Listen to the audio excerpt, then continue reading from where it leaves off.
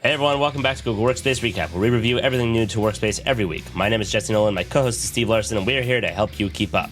I went a little crazy shopping in the Google Swag store lately. I added, where is it, up over here, some new things to my background. I got the Chrome dinos that should look a little familiar from Steve's background over there, although as I'm the darker background and he's the lighter background, I got the inverse dark mode everything.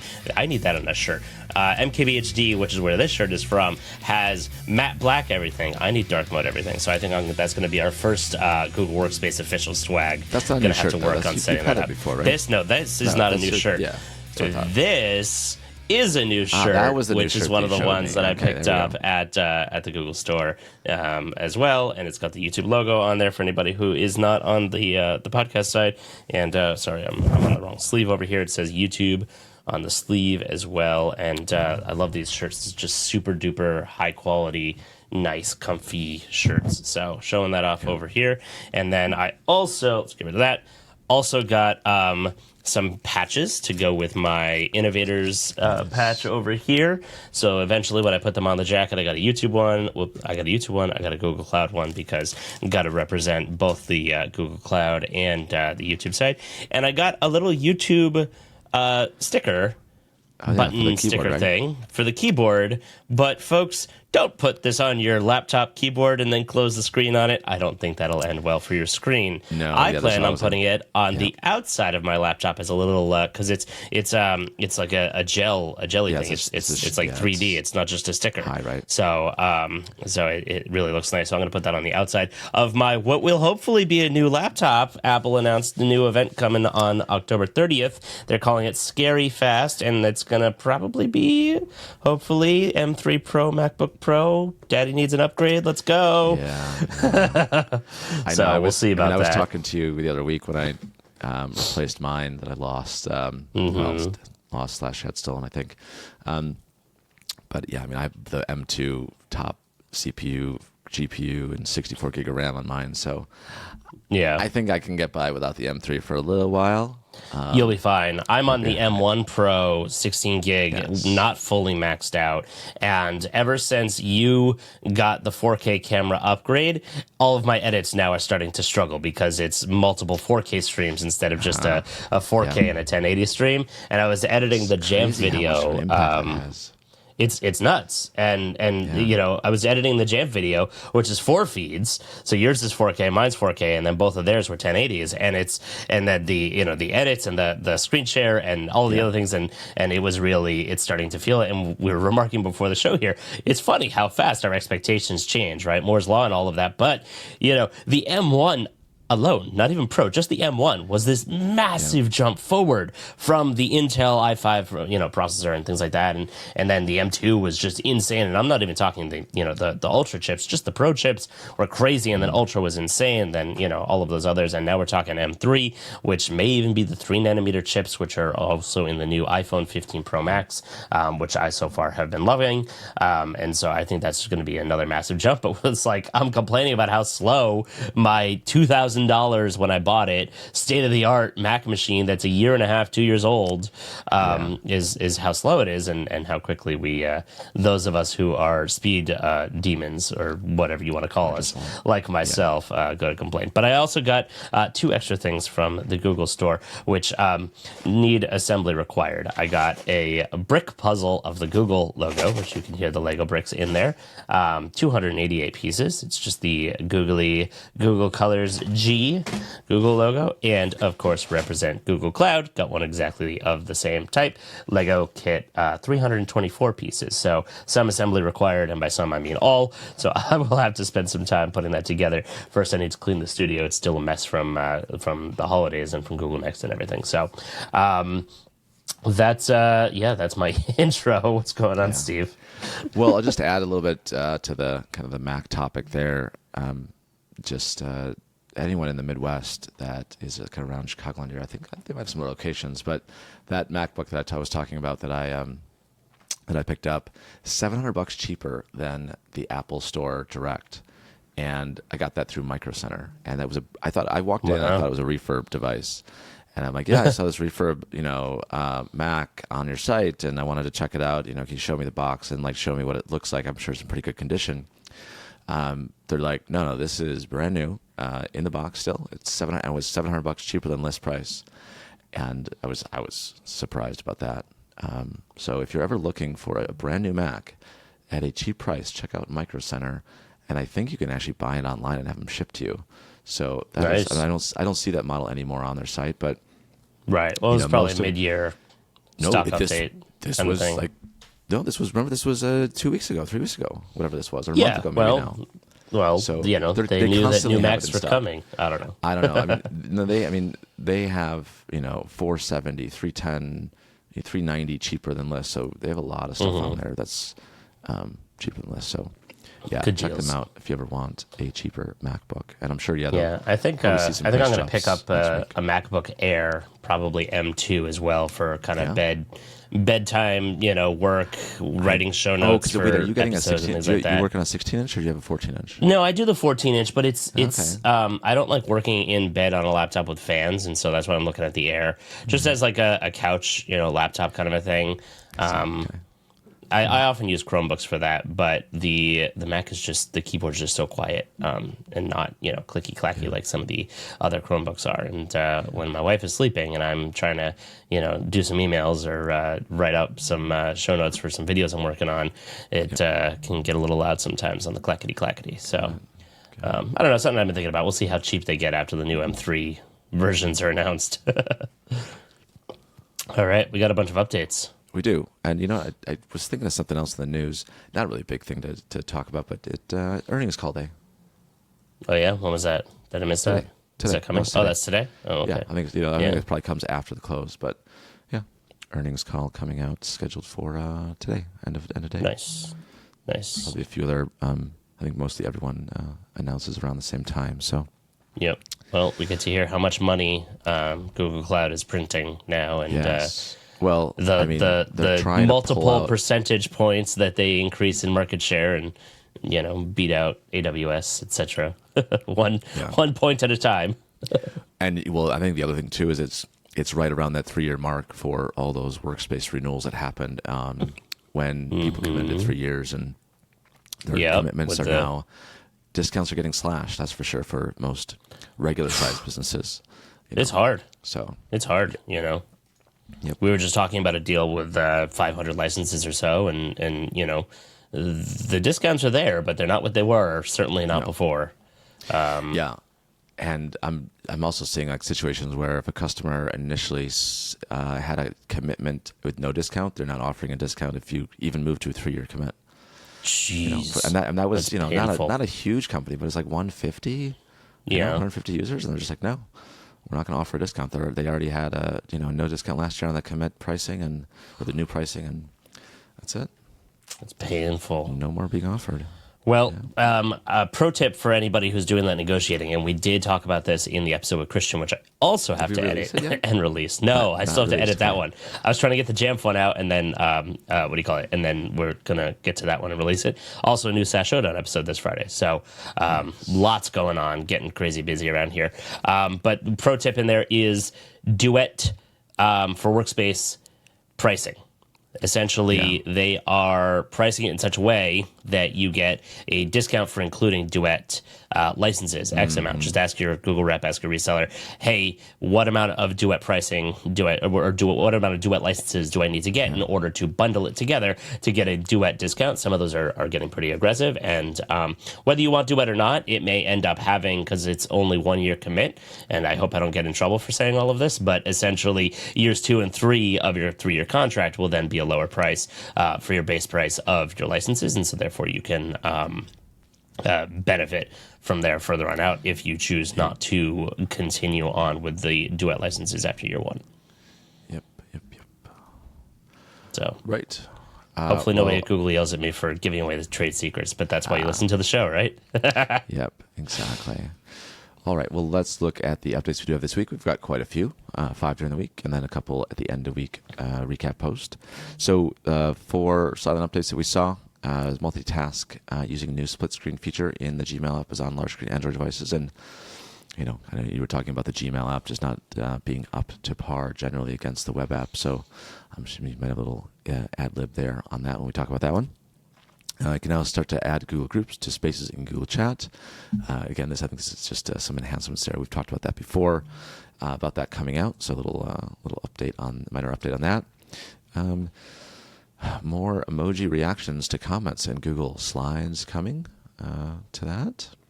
And then finally, respond to access requests for Google Workspace files more efficiently on Android devices. And then in the 5 updates we saw this week, there's the upcoming changes to third-party cookie requirements in Google Drive. You can understand the impact of context-aware access policies with monitor mode. Next, we have the ability to use the space management tool to bulk delete Google Chat spaces. Next, we have the subtly enhance your appearance with portrait touch-up when using Google Meet on mobile devices. And then finally, you can map and sync system attributes of users from the external directory into Google Workspace. I think I also saw that, did they overturn the ruling that Spotify had? Or not Spotify, Sonos. It was Sonos, right? Sonos. Sonos had with the Google lawsuit.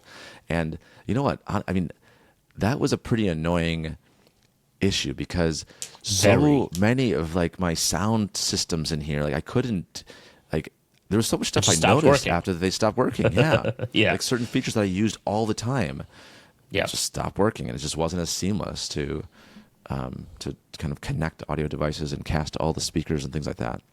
Did you notice how fast Google turned around the feature release to bring that feature back? I don't, but I've noticed it was being easier 36 now. hours. It was 36 to 72 hours. Yeah. It was like judgment, wait, release. They probably just had they had it ready to go, I'm sure. Yeah, it was a toggle, but yeah. Man.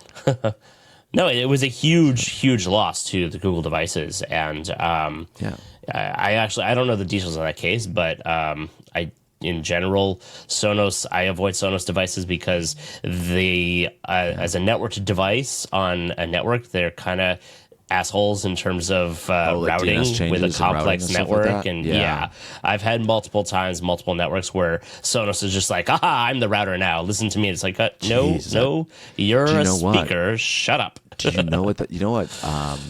I noticed that happening with Crestron equipment too in an office. Oh, really? We had a Crestron control unit, and it's like, oh, you have a new DNS server in your environment.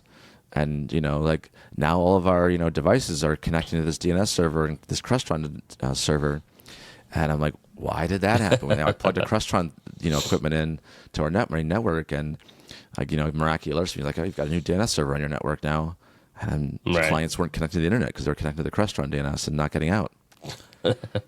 I don't get it. Companies have to stop doing that. Sonos does make really great stuff, but that equipment predated me, so it might have been set up for a specific reason for that. Sure. Maybe it was supposed to be on a private network, and I plugged it into our main network, and it was something that was done prior to my arrival at that company. Well, this also hits on something. One of my main gripes with the smart home industry right now is that people need to play together, right? In order for all this stuff to work well, they need to play together. And so Thread is coming. It's now called Matter. Matter is the protocol that runs on Thread. And even Thread is getting USB-C-ified. Like, there's 8 different versions, and not everybody is following along, and not everybody is adopting it, even though they said they would. And it's like, ugh, stop it. Just play nice so that all of our stuff can work together. When it does work, it works great. I set up my when I got my new phone, my lights on the side here, which I don't have on camera, but essentially the Nanoleaf lights was synced to my other home or my other phone, something or other. So I factory reset them, and then I added them to the Apple Home, which is their smart home application for it, and it's instant. It works so well. It was so easy and straightforward. So when it works, but we're still not quite there yet. Yeah. So, but anyway, yeah. No, I was talking about the slowdown of devices and stuff like that. My Mac Mini slows down now whenever I go to a site that has loads of ads on it. and like Chrome. It's just like right now, I went to look at the overturned case of the Sonos and Google thing, and whatever site news site I went to was just riddled with advertisements. And everything just like came to a halt, and you were staticky, and like our video just froze. So were you. I was wondering what the hell was going on. That's what happened. Stop doing that. That's what happened. I try to go to a news site. All right. I hate news sites too, about all the stuff they do with. Oh, it's so bad. Worse sites. All right. Well, hopefully, because we're using a better tool for recording, Riverside records both on your side and my side, and now it sounds like an ad for Riverside. But hopefully, your video feed and audio won't be a problem there. Yeah. But now on to the actual ad. Yes, a big shout out at this point to our friends at Jamf once again for making these weekly updates possible. I know we've mentioned Jamf a few times, so this week I want to do another product spotlight on their access and identity management solution called Jamf Connect. If you're familiar with GCPW or the Google Credential Provider, Google Credential Provider for Windows. Wow, I can't talk today. You understand the benefit of employees using their Google identity to log into their computer. It can reduce password fatigue and eliminate IT tickets. Well, Jamf Connect does that and so much more for the Apple devices in your company. By letting employees use their same Google identity to set up an account and log in to their Mac, users have a simple time starting with a new company or simply starting their day. In addition to account creation capabilities, users know that they can work safely from everywhere because their connection is secured with zero trust network access. This is an amazing solution for companies with Apple devices, and it can be integrated with Google Identity and most other identity providers. If you want to learn more, head over to jamf.com/workspace recap. That's jamf.com/workspace recap. And speaking of Jamf, as I mentioned before, our edited version of our certification episode with them exploring the Jamf 100 cert is going live this week. So keep an eye out for that as well on the channel. Great. On to the show. All right. So that first Android update that I mentioned, this multitask feature using the new split screen in the Gmail app for large screen Android devices is now out. So there was some enhancements and feature improvements that we've talked about before for those those larger Android devices. So this one here says that upon tapping a link or attachment in the email, that link will open on the right half of the screen, and the email will move to the left half. I don't know how much I like that. I mean, I don't often like the view like this. I don't know. I don't like the side by side stuff, the side by side view. I've never been a fan of it. It reminds me too much of Outlook. I don't know. It's just I've never liked it, but that's what'll happen here. Well, you're talking about a side by side view of an email, and then tapping the list of emails on the left hand side to open the content of the email on the right hand side. Yeah, I mean, even still, it's just. Yeah, if you look at the animated picture here, right, it has that the side panel of your inbox, and then the email on the right opens, and then it kind of transitions the email preview over to the left, and then your attachment preview on the right. And I'm just like, open up full screen, because like most of the time attachments and whatever is linked, it needs a full screen to actually see it properly. No one designs these like attachments or links to really open in a narrow screen, and it doesn't always render properly, even though sites and things like that are being built today to be adaptive and responsive. It's just it's not always ideal. I think you need the full screen. It should default to full screen. Yeah, I think that in this setup here, because it's a mobile device and application, you're expecting the mobile version of websites, which it does render and it shows up there. So I actually think it's pretty nifty how they are, but not attachments. No, so attachments, I agree with you. Yeah. Attachments shouldn't open in a split window like that. It should go full screen. But they're clicking a link here,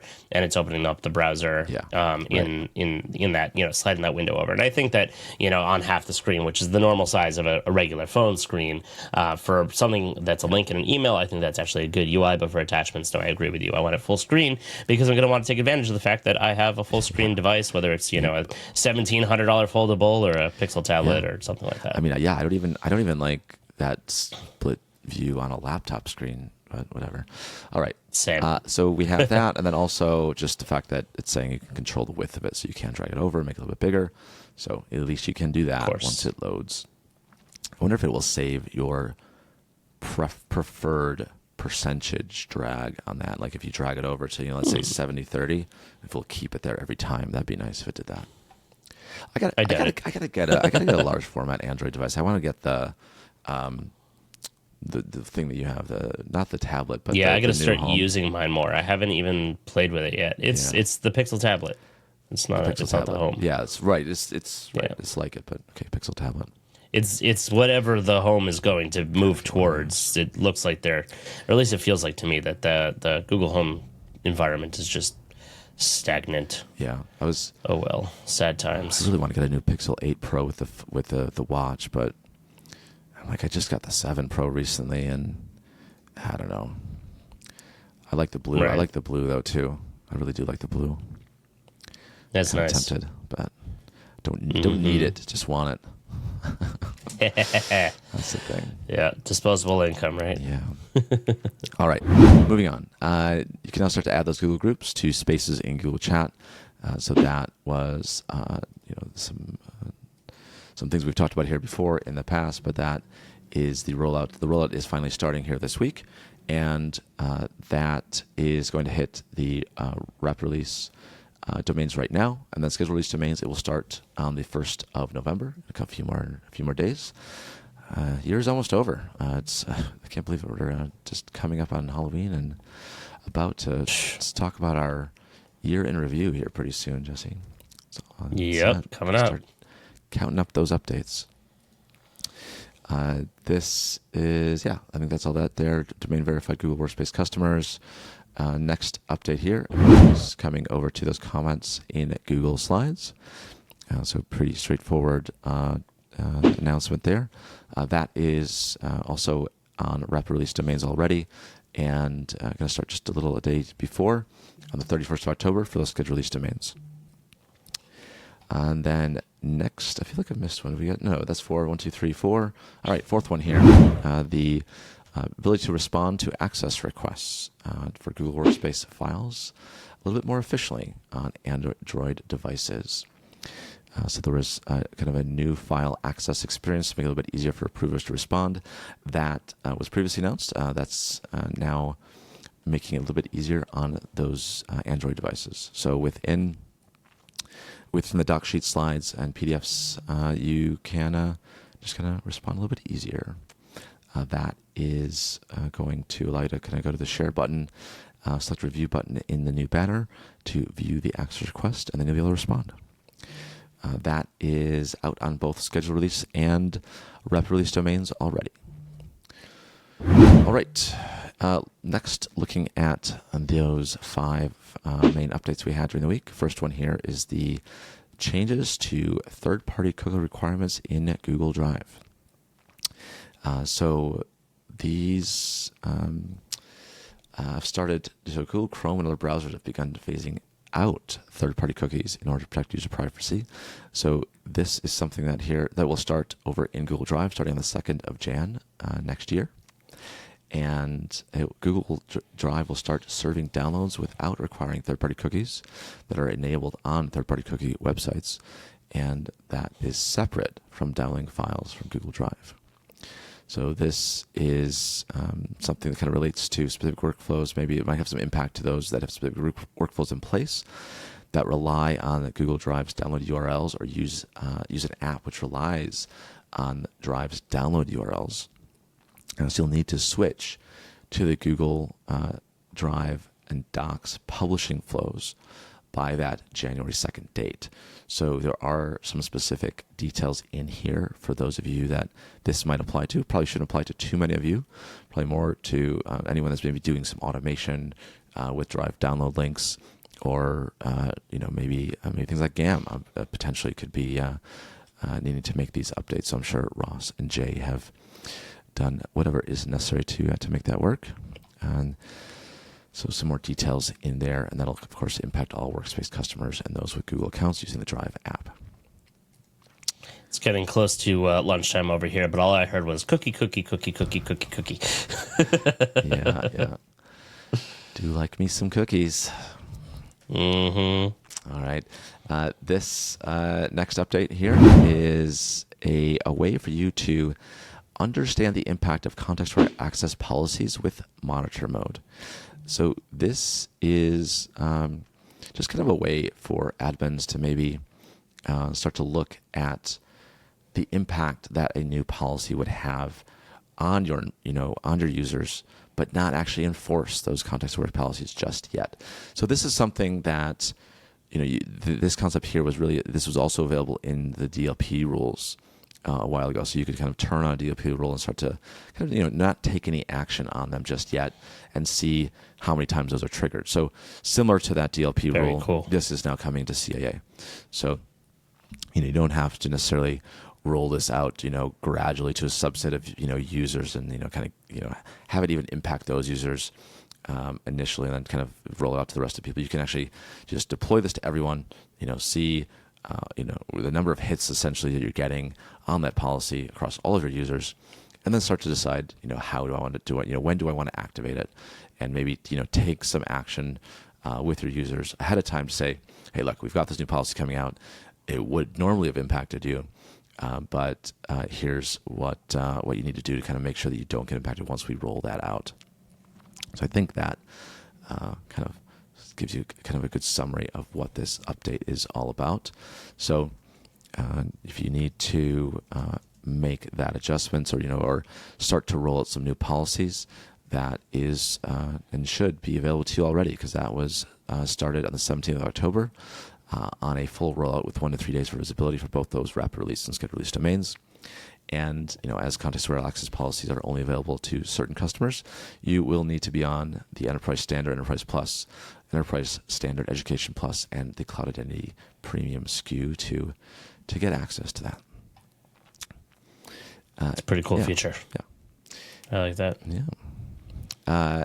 Next is some improvements here to the space management tool to bulk delete Google Chat spaces. So using that tool, you can now delete multiple spaces within their org all at once. So it just makes it a little bit more efficient and easier to get rid of those spaces that you may not need and delete them. Some details here on some images here on what that looks like. Pretty straightforward in terms of kind of that new functionality, but just take a few, hit delete, and then delete those in bulk. This appreciate the large size screenshots that are here, but also I wanted to comment that it was just yesterday or it feels like just yesterday, that we were begging for a way to delete them, and now we've got a way to bulk delete them. So definitely appreciate this update, especially for just the initial cleanups as we start going in here to delete things. If you haven't done it yet, now it's going to be so much easier. You know what I wish they would support deletion of is the team drives. Yes. They're like, you can delete them, but they're still showing up in your admin console. Like, they will never go away from your admin console. So, when you mistakenly created 500, team drives with, from a migration, and they're all, named one because they were, the team drive IDs instead of the actual nice names you wanted. Well, you still have pages and pages of team drives showing up on your, initial, dashboard that you just cannot get rid of. And that sounds like a little annoying. Sounds like that was a personal request there, Steve. I mean, it's not really that. It's just that we test those things like in our dev environment, and they're there in the dev environment. So we make the mistakes there most of the time, of course. But it's like, well, I know that it's just there. It just lingers, and it's just, I want to get rid of them. I want to clean it up, and you just can't. So, hopefully, I don't know if it's. I think it might have happened maybe once or something in the production, but I know we have a lot of them in our test environment, and it's just annoying to have to sift through that if you're actually looking for, the A's of your team drives that you do actually use and are active. For sure. Yeah. This one also started to roll out on the 17th of October. A little bit longer on this one, though, for rollout pace, which is gradual rollout up to 15 days for visibility on both rapid release and scheduled release domains. And it looks like there's a little limitation here on the SKUs, but business, I think it's really everyone. I don't know why they have this long list. I think it's pretty much everyone that has this: Essentials, Business Starter, Standard Plus, Frontline. I think this is everyone. I don't see anyone excluded from that. Looks like all Workspace customers here. Do you see anything missing from this? Nonprofits. Nonprofits? What? Come on, they're not going to prevent that from nonprofits. Yeah, I mean, It's not on the nonprofits aren't list. listed, but I don't know if that would have been excluded. I feel like there's a little oversight on that one. But Could be. mostly Could be. everyone looks like they will get it. Right. Next update, some improvements to Google Meet on mobile devices, where you can now subtly enhance your appearance with portrait mode touch-up. So there will be some subtle and smoothing capabilities that you will have already probably seen on the web client for Google Meet, but now is going to be available on mobile devices. So that also, let's see here, also in addition to mobile, this feature, they plan to introduce that on the web by the end of 2020. Oh, so actually, oh wait, here we go. So it's actually coming to mobile first. Look at that. I thought this would have been an enhancement that maybe came to web first and now it's coming to mobile, but it looks like it is coming to mobile first. Look at that. We already have some I touch thought up. so, right? Maybe that's Is that Duet, or it's being moved to Duet. It's a good Or maybe this is question. granularity with the touch up. Because Yeah, see, I thought this was going to be like a duet feature, right? yeah, we were talking about that before. Yeah. This was listed in some of the duet features, wasn't it? I mean, I believe so. Yeah, this doesn't say that it's going to be linked over to Duet unless they've forgotten that they've talked about it moving to Duet and then they failed to mention it in this update. Possibly is what could have happened. So, Don't know. yeah. Interesting.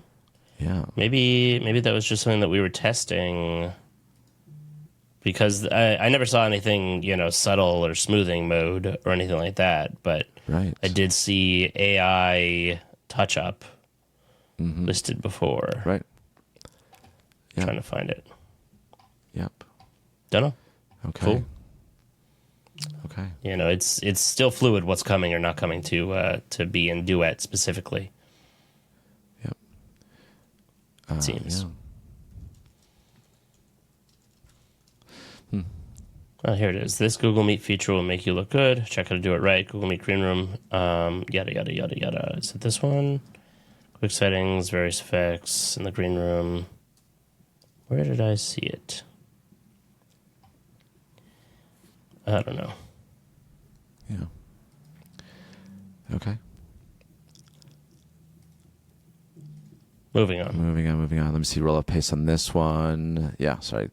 Rollout pace. Gradual rollout for rep release domains starting on the 18th of October. Up to 15 days for that one.